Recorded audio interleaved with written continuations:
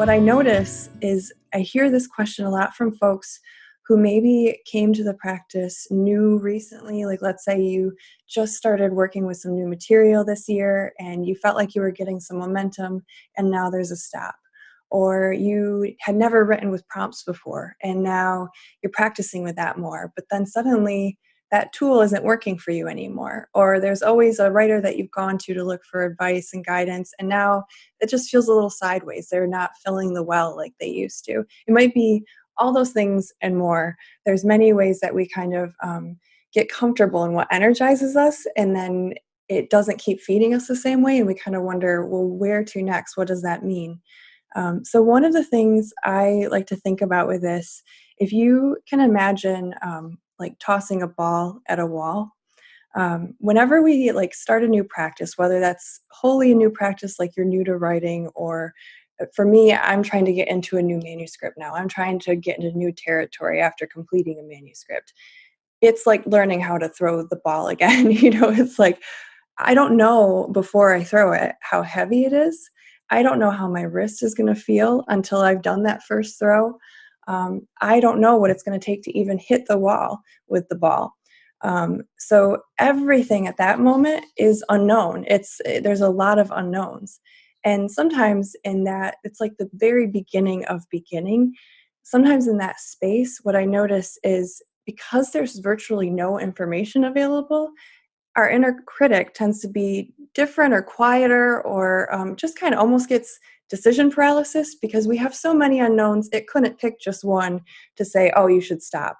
It's kind of like begin anywhere and it's a beginning, right? Well, once you throw that ball out a few times, once you answer that prompt a few times, once you have that beginning with a new idea a few times, you start to understand how heavy the ball is. You start to understand what it feels like to release it from your hand. Um, and then this curious thing happens where it does hit the wall and it bounces back. And it comes back to you maybe with more speed on it than you expected, maybe with a curve in it that you never saw coming. And suddenly there is something new and shiny for maybe an inner critic to react to, for us to go, oh, I didn't see that coming. Um, and so now the practice is no longer just about the throw, but it's also about the receiving. And so that moment where the receiving has to start happening, that's where I notice sometimes writers do get stopped or blocked, or those are the words they use around it, because we talk so often about the very beginnings of beginnings. But that bounce back where the writing starts reacting to us, where we have that relationship happening, is still a kind of beginning. And it's almost a scarier one in some ways, because that's when we start to recognize the power in it. That's when we start to recognize there's energy here. There's something being kicked back and forth, and I'm making it happen. I say yes to that prompt. I release the ball, and it hits and comes back to me. But oh my gosh, what do I do with that now? So this is where, noticing, is that happening for you maybe? Is that when you say blocked or stopped, does this resonate at all, this idea of receiving? And just noticing what you've thrown out to the page so far.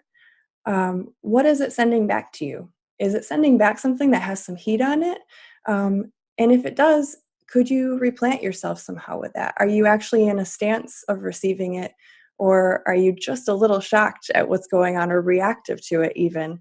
I have to sometimes physically replant myself in my chair, on the floor, have my feet planted, because even physically I'll find I'm pulling away if the writing starts to stick like that, starts to hit.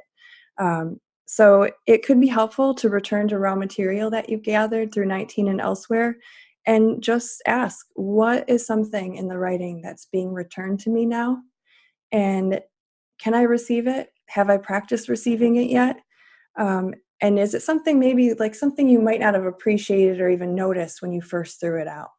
And in that process, it doesn't have to be 5 things. It doesn't have to be exhaustive reading of all your raw material, but looking for just maybe 1 or 2 things that the writing has sent back that maybe you weren't prepared to receive before, and using those as a place to go deeper and return to the writing. That I can find can be a really helpful way to sort of get things moving again, and also just check in overall with your relationship with the raw material.